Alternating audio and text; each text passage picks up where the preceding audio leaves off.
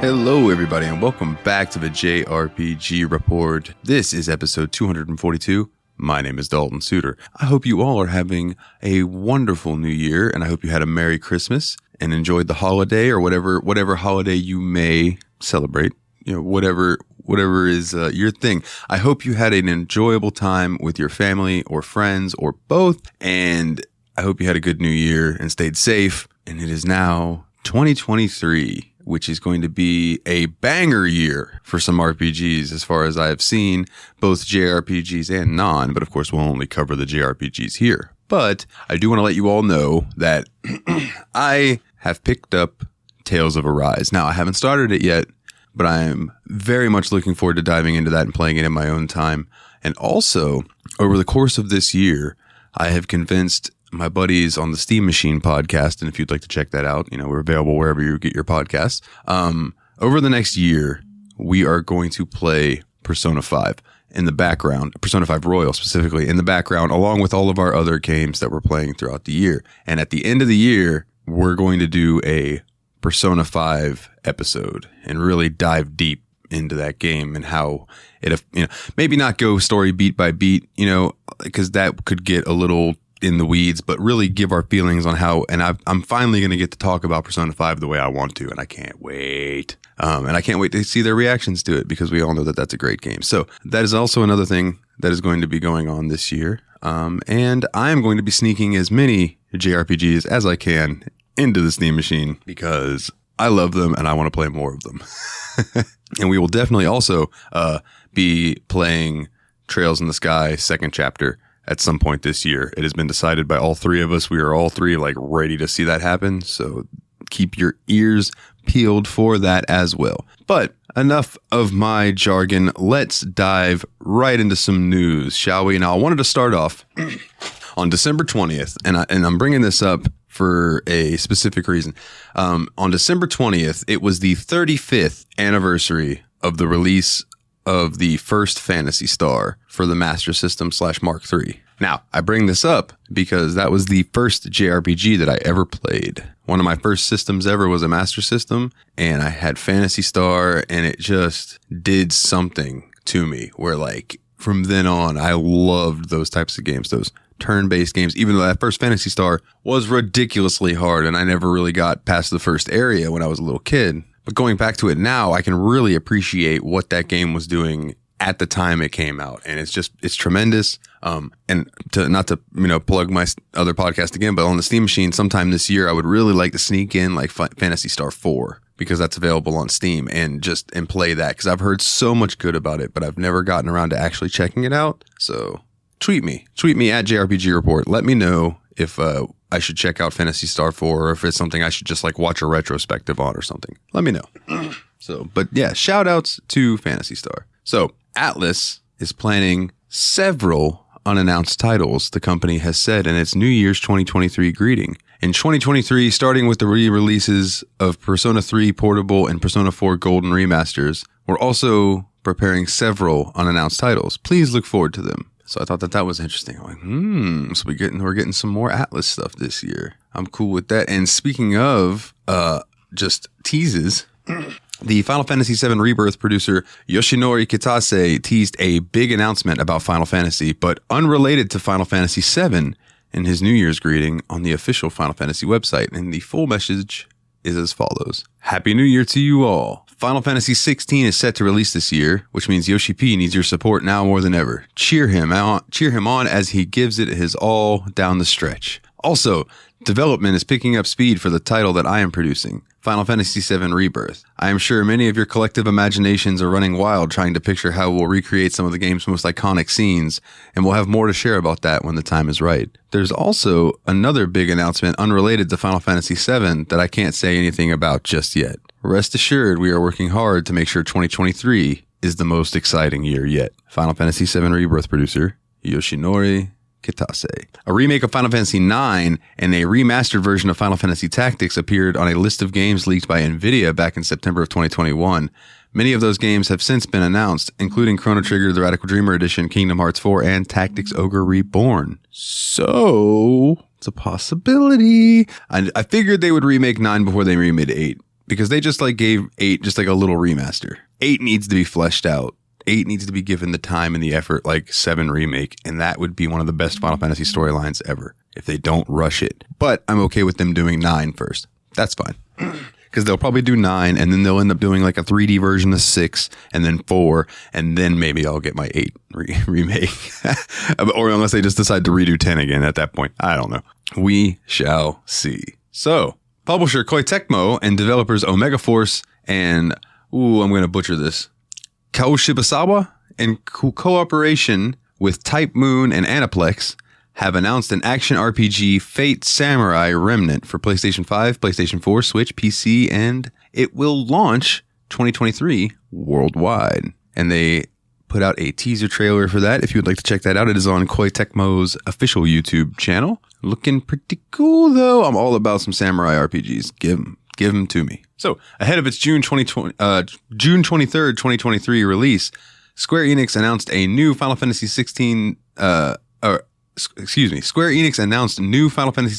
news will appear. The company shared this confirmation through its official Japanese Twitter account for the game. While brief, it mentions that more information about it will appear before its eventual release. However, no specific details were shared as to what this information may be, only that new details will be shared at some point in the future. The tweet about upcoming news included a piece of previously released key artwork of several key characters from Final Fantasy XVI. Features protagonists Clive, Jill, Joshua, and Torgal in their early years. The scene features the characters relaxing among some unidentified ruins. Leading up to the release of Final Fantasy XVI, Square Enix has shared a few details about the game. This includes information about its, quote, story mode difficulty, which will include accessories players can equip to make the journey a tad easier. Additionally, the developer also revealed a bit more about the cast of the game, including the role of Jill and Sid will potentially play. In short, in a short gameplay breakdown, Square Enix also provided a glimpse of what skill trees will look like in Final Fantasy XVI. Final Fantasy XVI will release for the PlayStation 5 on June 23rd, 2023. So speaking of Square Enix has announced that the third and final DLC for Stranger of Paradise Final Fantasy Origin, titled Different Future,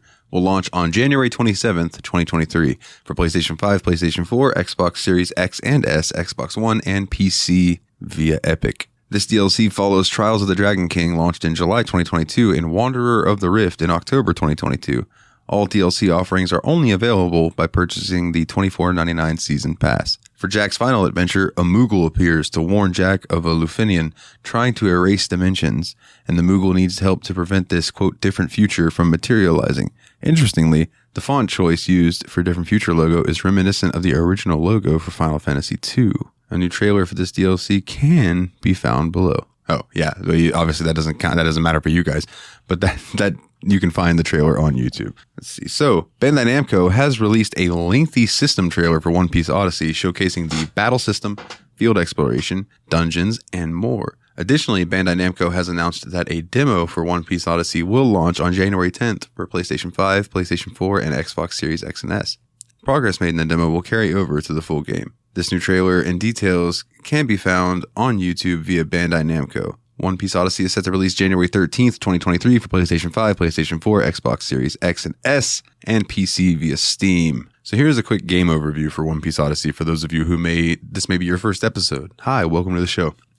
The game is made up of 3 main components: dramatic story, adventure, and battle. This trailer will focus on adventure and battle components and will introduce you to their systems and how they work. The RPG genre is easy for anyone to pick up and play. Many people are familiar with its common features. However, in some cases, simple and repetitive tasks such as going back and forth along the same path or simplistic combat can lead to a bland RPG experience. By confronting some of the problems that the RPG genre faces and incorporating innovations that take advantage of unique characteristics of the One Piece world, we have created a gaming experience that keeps players engaged with unique and smart mechanics while maintaining the immersive feel of an RPG story. So, and if you're a One Piece fan, I think this is going to be just awesome for you. So I'm really, really happy for you guys. I look forward to it too. It's going to be something that, like, if I like the game, maybe I'll check out the show. That is a heck of a commitment though. There's over 1,000 episodes of One Piece out there. And whoo boy, that's a lot of media to take in. So, UserJoy Japan has announced that a mobile game for Legend of Heroes Trails of Cold Steel Northern War, it will come out in 2023, and the game will use the same setting as the anime, and it will be an RPG. There is not much information on the mobile title yet, but it will have an original story and new characters. As well, it will use the Arcus 2 orbment system from the game. You will be able to play through familiar world of Erebonia, as well as engage in a battle system that's similar to the Legend of Heroes game. This implies that it will have turn-based combat. The Legend of Heroes Trails of Cold Steel Northern War is an anime adaptation of the Trails of Cold Steel saga. It will take place between the second and third games rather than being a direct anime version of the game. The game will also take place within this time frame. Like the game, the show will come out in 2023. The Legend of Heroes Trails of Cold Steel Northern War smartphone game is in development and will come out sometime in 2023. It is unknown if the game will appear outside of Japan. So, we got a block of Final Fantasy XIV information. So the next Final Fantasy XIV Deep Dungeon will be Eureka Orthos, and more details about the 6.3 edition came up during the Letter from the Producer Live. I'm awful with Roman numerals, but it is LXXV. Director and producer Naoki Yoshida showed off gameplay from the newly randomized dungeon. He also explained what someone will need to access it. This means another reason to meet up with Ko Ramta. The Final Fantasy XIV Deep Dungeon Eureka Orthos requires someone to be at level 81 to get in. You also need to have beaten Endwalker and reached floor 50 of Palace of the Dead. That's the other deep dungeon that debuted in 3.35. Between 1 and 4 people can go into this one, and you also aren't forced to take on certain roles. The latest round of details also went over the basics of unlocking Eureka Orthos Deep Dungeon in Final Fantasy XIV once you meet those requirements. Someone needs to meet Ko Ramta and Mordona. Talking to the Sons of the Saint Koinach researcher makes it possible to explore the new area. However, Yoshida noted that her past quests, but I Hardly Noah and the Gift of the Archmagus, will be removed. The storyline involves Koa's unique connection to the Allegan Archmagus. Final Fantasy XIV is available for PS4, PS5, and PC, and 6.3 will arrive January 10th, 2023. So Square Enix has also announced the dates for Heaven's Turn in Final Fantasy XIV, the annual New Year's event, and it begins in 2022 and carries on into 2023. Everything will kick off on December 31st, 2022.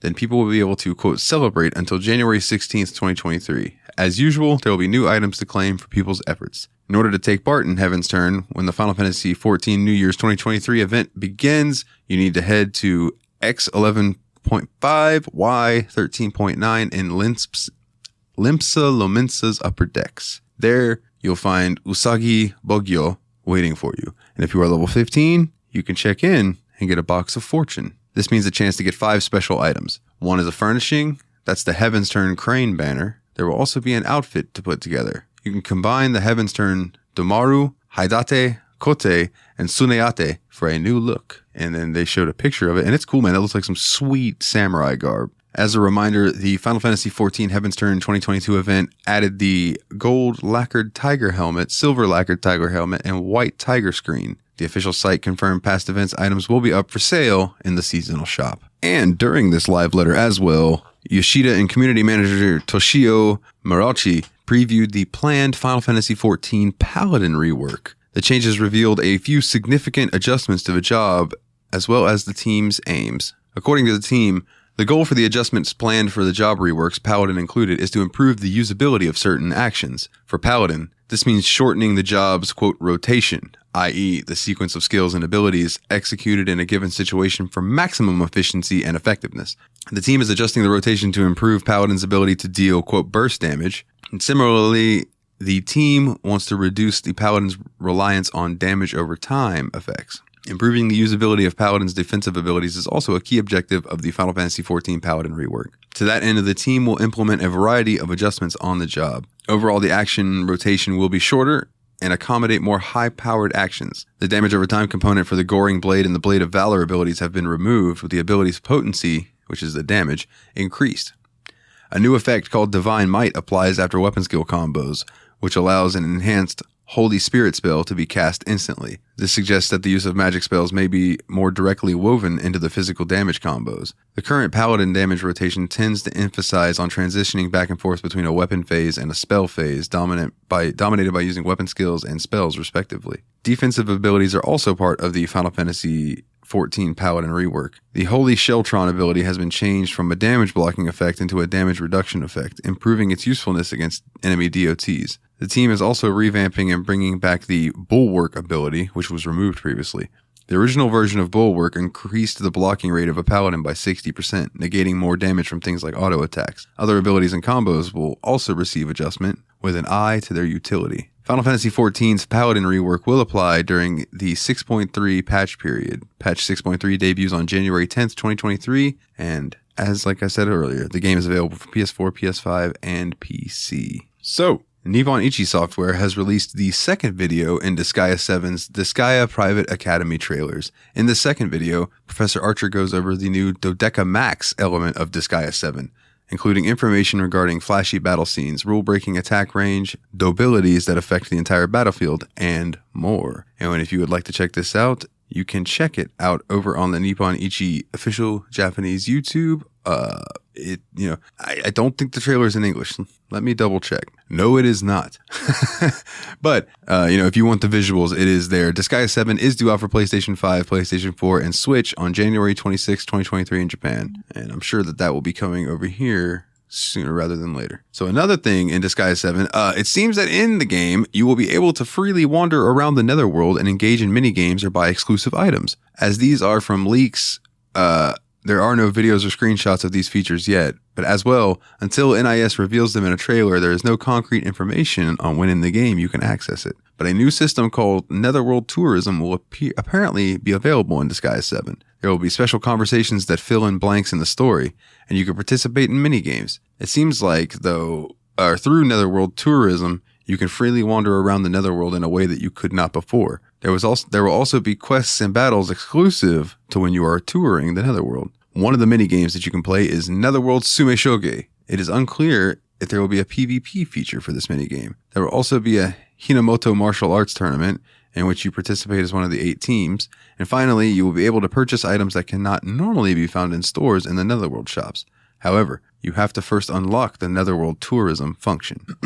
So this was just something that I thought was cool. It doesn't really affect us over here in the States, but for people over in the other neck of the woods, this is pretty cool, at least as me as a PC player. The Game Rating and Administrative Committee of Korea have rated The Legend of Heroes Kiro no Kiseki 2 Crimson Sin for PC under the publishing of Clouded Leopard Entertainment. The Legend of Heroes Kiro no Kiseki 2 Crimson Sin first launched for PlayStation 5 and PlayStation 4 on September 29th in Japan and October 27th in Asia, while Clouded Leopard Entertainment, which also publishes the PlayStation 5 and PlayStation 4 versions in Asia, tends to release a PC version of the Trails series games sometime after their initial release on consoles. The company has yet to officially announce a PC version of Legend of Heroes 2 Kiro no Kiseki, but it has been rated. So hopefully that series just continues to do good and then they just keep bringing them over here. That'd be sweet, because I know a lot of you are like pining for the next new game, and I feel for you.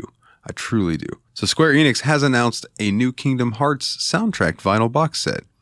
It is up for pre-order right now on the Square Enix eStore. The collection of 3 records includes a new song from the upcoming Kingdom Hearts 4, which was used in the reveal trailer. The set will cost roughly $125 and is planned for release on March 22nd, 2023. The new track included is called Reality in the Dark, and it is the song that was used in the reveal trailer for Kingdom Hearts 4. The upcoming entry in the action RPG series was revealed during the Kingdom Hearts 20th anniversary celebration in April 2022. The collection forms part of a line of merchandise celebrating the 20th anniversary of the Kingdom Hearts franchise. The box set includes 36 carefully selected songs distributed among 3 LP records, each jacket displaying an original cover art for each of the 3 mainline entries. Some of the songs included are classics like Dearly Beloved, Dive Into My Heart, Destati, Traverse Town, and Shikai Kingdom Orchestra instrumental version. The collection of songs comes with a special illustration card showing Sora's growth from the original Kingdom Hearts to its latest incarnation in Kingdom Hearts 4, along with a plethora of iconic characters from the series. Kingdom Hearts 4 is currently in development, and a mobile spin-off, Kingdom Hearts Missing Link, is coming to Android and Apple iOS devices. Its Japanese closed beta test will run January 13th through 18th, 2023, and the Kingdom Hearts soundtrack vinyl box set pre-orders are available now in Japan ahead of its March 2023 debut. So, some Fire Emblem Engage news. In Somniel, which is the central hub of Fire Emblem Engage, you can use the bulletin board to access different features or check out your achievements. Through the bulletin board, you can invest in various countries in Elois as well, or Elios. I probably pronounced that wrong. Like the Garreg Mach Monastery, you can also use the bulletin board to easily teleport around the hub.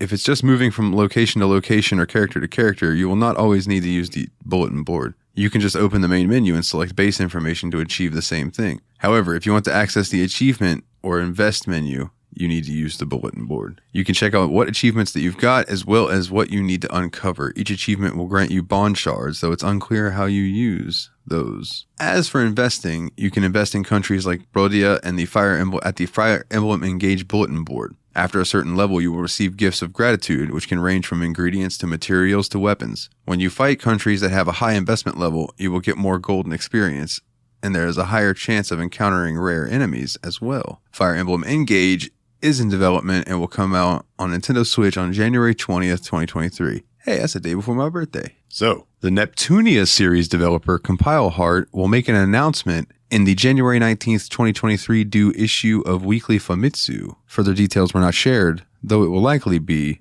a new game reveal.